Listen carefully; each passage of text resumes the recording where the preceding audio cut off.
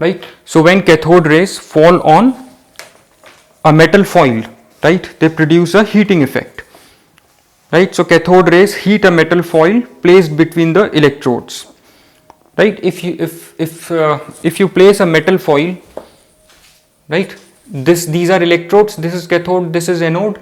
If you place a metal foil here, then these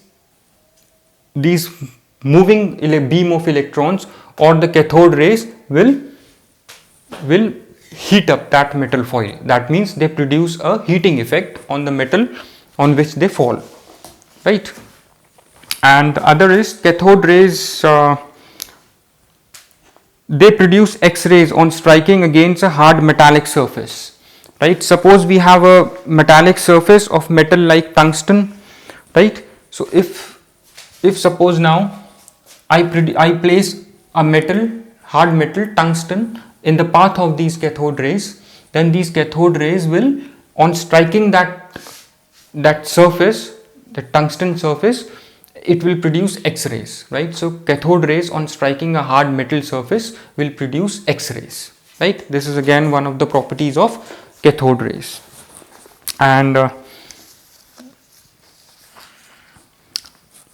we already know that they cause fluorescence on striking the substance such as zinc sulfide, right?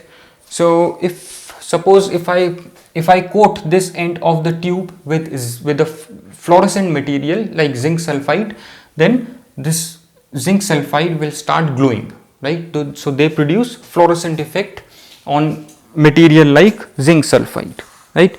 And these rays penetrate through thin sheets of metals. If you have a thin sheet of metal, right, if you suppose you have a thin sheet of metal, and if you place that thin sheet of metal between these electrodes, then these cathode rays will pass through that thin sheet of metal.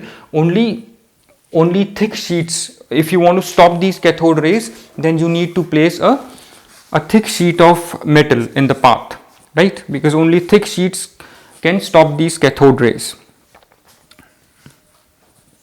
right?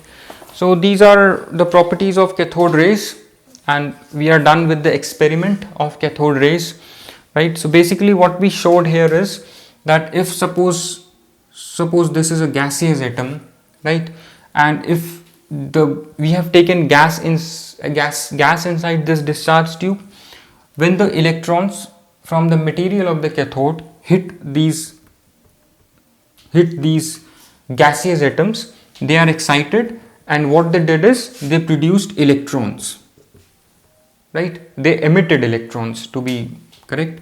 These gaseous atoms emitted electrons, right? And this is what we need to show, that the atoms contains electrons, right? So these gaseous atoms, on getting bombarded with these high speed electrons that are coming from this material of the cathode, will emit electrons, right? And these electrons will move towards anode.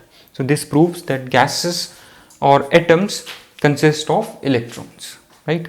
And this cathode rays is an old term that we use for the beam of electrons.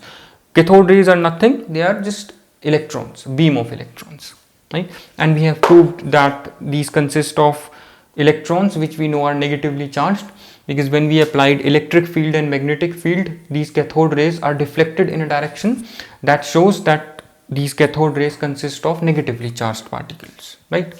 So I hope all this is clear to you. Thanks.